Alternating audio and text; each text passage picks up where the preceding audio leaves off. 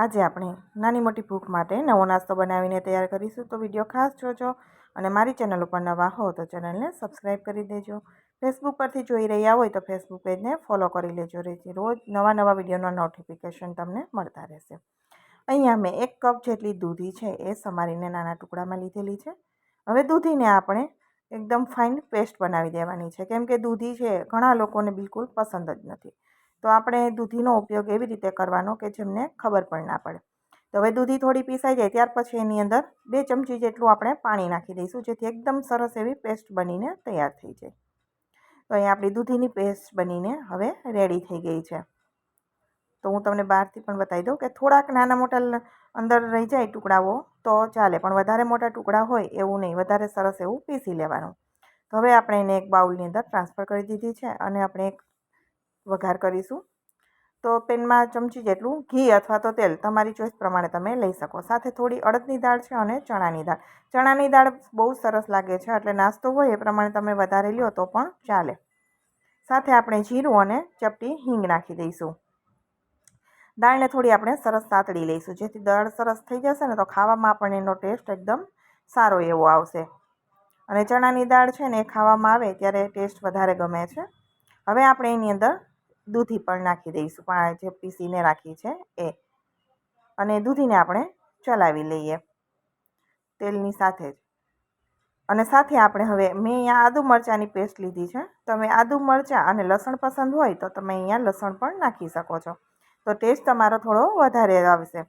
હવે સાથે આપણે રેગ્યુલર મસાલા કરી દઈશું. તો હળદર નાખીશું, લાલ મરચું નાખીશું, ધાણા જીરું નાખીશું. જે રેગ્યુલર મસાલા આપણે કરીએ છીએ રોજ, એ જ મસાલા આપણે કરીશું. ચપટી એવો ગરમ મસાલો. ઘણા લોકો ગરમ મસાલો ખાતા જ નથી, તો તમે સ્કીપ પણ કરી શકો છો. અને સ્વાદ પ્રમાણે આપણે મીઠું નાખી દઈશું. હવે ઝીણી સમારેલી ડુંગળી પણ જો તમને પસંદ હોય તો અહીંયા લઈ શકાય. ડુંગળીનો ટેસ્ટ તમને ગમતો હોય તો ઝીણી એકદમ બારીક સમારેલી લેવાની. હવે સરસ મિક્સ થઈ જાય પછી ગેસની ફ્લેમ લો કરી દઈશું. અને હવે આપણે ધીમે ધીમે કરી અને જુવારનો લોટ નાખીશું. તો આ જગ્યાએ તમે બાજરીનો લોટ પણ યુઝ કરી શકો છો. તો હું અહીંયા 1 કપ જેટલો જુવારનો લોટ નાખી દઉં છું. થોડો કરીને નાખું છું, જેથી આપણને વધારે પણ ન થાય અને સૂકું ના થાય, એકદમ સરસ એવું આપણો બનીને તૈયાર થશે. તો અહીંયા ટોટલ 1 વાટકી જે આપણે દૂધી લીધી હતી એ જ વાટકી મેં જુવારનો લોટ લીધેલો હતો, અને એ વાટકી અહીંયા લોટ આપણે સફિશિયન્ટ, એટલે 8 થી 9 જેટલી ચમચી એમાંથી ભરાણી હતી.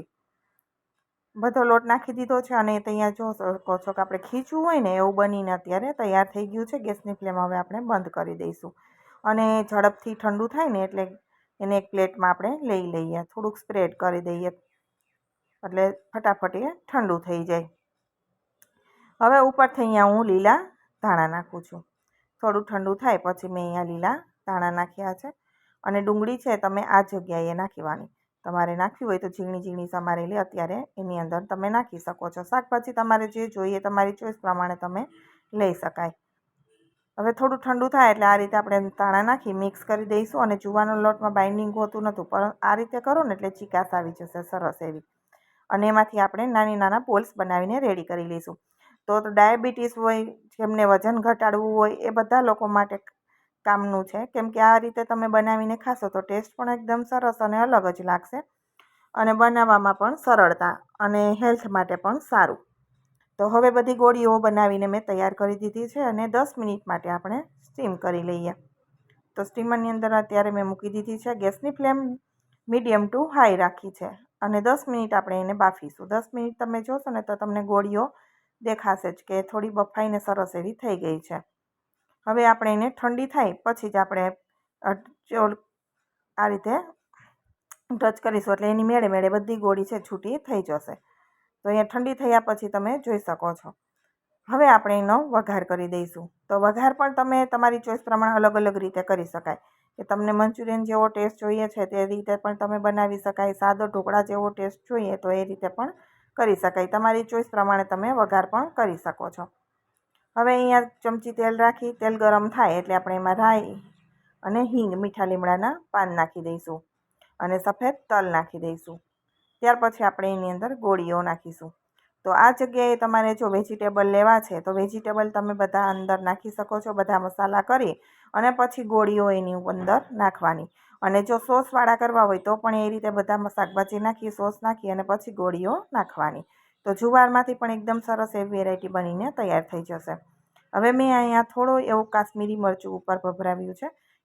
ગોળીઓનો કલર પણ સરસ આવી જશે અને ટેસ્ટ પણ સારો લાગશે. તો મિક્સ કરી દઈશું ગોળીઓને ફટાફટ. ગેસની ફ્લેમ લો રાખવાની એટલે મરચું બળે નહીં. તો અહીંયા સરસ એવા ગોળી છે આપણી તૈયાર થઈ ગઈ છે. તો આપણો નાસ્તો હવે રેડી છે. તમને આ નાસ્તો કેવો લાગ્યો છે જુવારના લોટનો કોમેન્ટ બોક્સમાં જરૂરથી જણાવજો. વિડીયો પસંદ આવે તો વિડીયોને લાઇક શેર કરવાનું બિલકુલ ભૂલતા નહીં અને કોમેન્ટ બોક્સમાં પણ જણાવજો. તો હવે આ નાસ્તાને મેં તમને અલગ અલગ રીતે કઈ રીતે બનાવું એ પણ તમને જણાવી દીધો છે. તો અમે તમારી ચોઈસ પ્રમાણે તમે બનાવી શકો છો.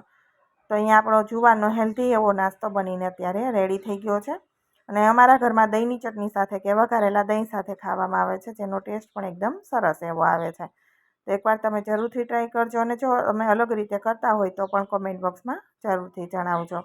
તો તૈયાર થઈ ગયો છે આપણો હેલ્ધી અને ટેસ્ટી એવો જુવારના લોટનો નાસ્તો. તો મારી ચેનલ ઉપર નવા હો અને વિડીયો પસંદ આવ્યો હોય તો જરૂરથી સબસ્ક્રાઈબ કરી દેજો. તો અહીંયા એકદમ ટેસ્ટફુલ અને કલરફુલ એવો એકદમ સરસ એવો આપણો નાસ્તો બનીને હવે રેડી થઈ ગયો છે.